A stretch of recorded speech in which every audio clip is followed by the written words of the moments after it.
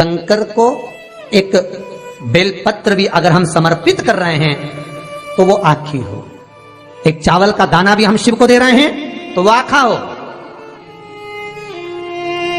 एक पुष्प भी अगर हम भगवान शंकर को दे रहे हैं तो आखा होना चाहिए। श्रीफल भी दे रहे हैं तो आखा होना चाहिए। इसलिए शंकर जी के मंदिर में नारियल नहीं फूटता, आखा।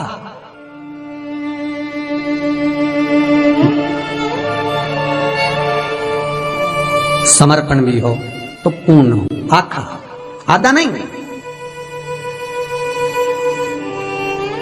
कुएं के पास की सफेद दुर्वा, कुएं के पास की सफेद दुर्वा, यदि 41 दुर्वा प्रत्येक बुधवार को गांठ लगाकर गणेश जी को समर्पित कर कर वापिस उठाकर उस दुर्वा को खाली पेट, आपके घर में भी गणेश जी होंगे, उनको समर्पित करो। खाली पेट इस दुर्वा को केवल चबा चबा कर खा लो और आधे घंटे बाद पानी को पी लो। बुधवार की बुधवार 5 बुधवार करना, गणेश जी को चढ़ाना। सफेद दुर्वा को गणेश जी को समर्पित कर कर चबा चबा कर खाना। उदर की प्रॉब्लम, जो भी मसा आदि की प्रॉब्लम होती है, उदर से जुड़ी हुई होती है, जिस चीज से जुड़ी होगी, पेट की जितनी प्रॉब्लम होगी, आपको जितनी भी प्रॉब्लम होगी, वो सारी 5 बुधवार करना। 6ठे बुधवार को जरूरत ही नहीं पड़ेगी। कितनी भी प्रॉब्लम हो पेट से, कितनी पेट से जुड़ी हुई प्रॉब्लम जितनी भी होगी, समा यही दुर्वा।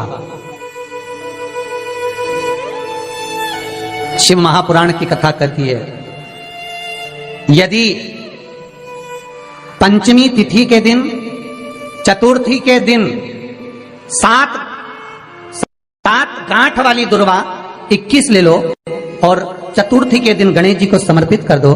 पंचमी तिथि को उस दुर्वा को उठाकर दूध में डाल दो और उस दुर्वा को दूध में डालकर उस दूध में उस दुर्वा को मल लो और जिसके सफेद चमड़ी पड़ गई हो, चर्म रोग हो गया हो, उस दूध को उस दुर्वा के साथ, दूध नहीं भी हो तो पंचमी के दिन दुर्वा का लेपन शरीर पर कर लें। आधे घंटे तक करने पर पंचमी को प्रदोष काल में स्नान कर लें। महाराज, आपको चर्म रोग में आराम लग जाएगा। सफेद चमड़ी अपने असली रंग में आना प्रारंभ हो जाएगी।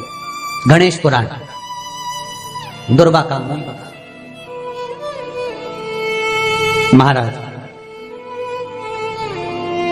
21 दुर्वा के 108 बंडल बना लो। अगर एग्जाम में बैठ रहे हो, सरकारी परीक्षा में बैठ रहे हो, पास नहीं हो रहे, नौकरी नहीं लग रही, बहुत जगह इंटरव्यू दे दिया, 21 दुर्वा के 108 बंडल बनाओ, उसकी माला बनाओ और देवी के मंदिर में, माता जगदम्बा के मंदिर में, अर्थात जहां शंकर पार्वती पूर्ण परिवार विराजमान हो, ऐसे देवी के मंदिर में गणेश जी के गले में वो माला अर्पण करिया है, अपना नाम बोलकर और जिस एग्जाम में बैठ रहे हैं उसका भाव वर्णन कर कर महाराज। और वहीं से एक पुष्प लेकर अपने कमरे में जहां पढ़ते हो, कांच की प्लेट में उस फूल को रख दीजिए और दूसरे दिन एग्जाम के लिए चले जाइए। आपको उसका फल अवश्य मिलेगा, अवश्य मिलेगा। आप उसमें उत्तीर्ण होंगे, फल प्राप्त होगा। दुर्वा सुख का अनुभव करा देता, आनंद का अनुभव। महाराज, भगवान के मंदिर में पहुंचकर ये 5 दर्शन मनुष्य नित्य करता है। पहला भगवान के चरणों का, दूसरा भगवान के नाभि कोश का, तीसरा भगवान के वक्षस्थल का, चौथा भगवान की शिखा का और 5वां भगवान के नयन का।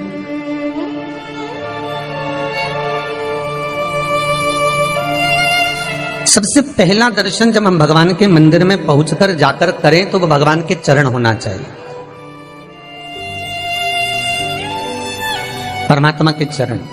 भगवान शंकर की जो 5 पुत्रियां हैं, जया, विषहरा, सामरीवारी, दोतली और देव। भगवान शिव की जो 5 बेटियां हैं, रात्रि को सोने से पहले हाथ की अंजलि में जल लेकर जया, विषहरा, सामरीवारी, दोतली और देव, इन 5 कन्याओं का नाम लेकर आचमन कर कर जो रात्रि में विश्राम करते हैं, उनको रात भर नींद चकाचक आती है। फिर उनको कोई चिंता न करने की जरूरत नहीं पड़ती, वो मस्त आनंद में सोते, गोली खाने की भी जरूरत नहीं पड़ती। नदी ने समुद्र से कहा, समुद्र मांग तुझे क्या चाहिए? समुद्र ने कहा, नदी मुझे कुछ नहीं चाहिए। अरे कुछ तो मांग ले समुद्र, मैं बहुत विशाल नदी हूँ, एति विस्तार नदी तुझसे कह रही है, मांग तुझे क्या चाहिए? समुद्र कहता है, मेरे पास में रतन, माणिक, मोती, सोना, चांदी, हीरा, पन्ना सब है, मुझे कुछ भी नहीं चाहिए, मुझे चाहिए ही नहीं। नदी कह रही है समुद्र मेरे जैसी नदी नहीं मिलेगी, मांग तुझको क्या चाहिए। नदी ने फिर कहा, समुद्र कहता है मुझे चाहिए नहीं तो क्या देगी तू। नदी ने कहा, समुद्र मैं तुझसे कह रही हूं ना, मैं बड़ी विशाल नदी हूं, मेरे बराबर कोई देने वाला नहीं मिलेगा, मांग तुझे क्या चाहिए। तब समुद्र को लगा इस नदी को अहंकार आ गया, तो समुद्र ने नदी से कहा, नदी अगर कुछ देना चाहती है तो एक काम कर, मुझे हरी हरी दूबा ला कर दे दे, हरी हरी घास ला कर दे दे। नदी बोली, रे समुद्र तुझ में भी अक्ल ही नहीं है, क्या मांग रहा है, हरी दूबा हरी घास। अरे हरी दूबा हरी घास तो मैं कब की तेरे को ला के दे, कुछ अच्छा सामान मांग ले, कोई अच्छी वस्तु मांग ले। समुद्र कहता है नहीं नहीं, मेरे को तो हरी दूबा हरी घास ला कर दे दे, बस और कुछ नहीं चाहिए। नदी ने कहा मैं अब भी लाई।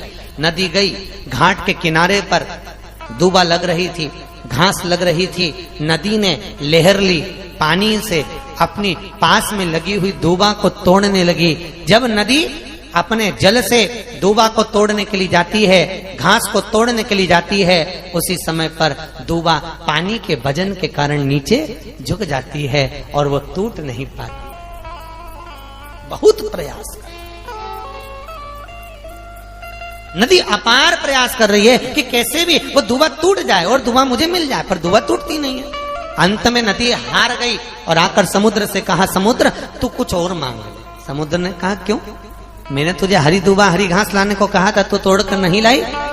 नदी कहती है, समुद्र उस हरी घास को मैं लेकर आती हूं तो घास नीचे झुक जाती है और झुक जाती है, इसलिए वो टूट नहीं पाती है। समुद्र कहता है, नदी बस यही तो ज्ञान तुझ में नहीं है, जगत में जो झुकता रहा है उसे तो कोई उखाड़ भी नहीं सका है, ये पक्का है। जो जगत में झुकता रहा, संत साधु सन्यासी तपस्वी साधक उपासक के आगे भगवान के चरणारविंद में, बड़ों के चरणों में जो झुकता रहा है, उसे जगत में कोई उखाड़ नहीं सका, कोई तोड़ नहीं सका। आज देखो, बच्चों से कहो रोज माता पिता को प्रणाम करो, करते हैं क्या? ईमानदारी से बोलो। सास एक बार बोलेगी, बेटा हमारे घर की रीति है, बड़े बुजुर्गों का आदर करिए, कोई घर में अगर आए उसका सम्मान करिए। बहू का मतलब जानते हो ना सब लोग? अरे बोलो तो सही, जानते हो बहू का मतलब? जो बहुता में मान करे, बहुता में सम्मान करे, बहुता में आदर करे, बहुता में मीठी वाणी बोले, उसको कहते हैं बहू। देवरानी का मतलब जानते हो सब लोग? अरे बोलो तो।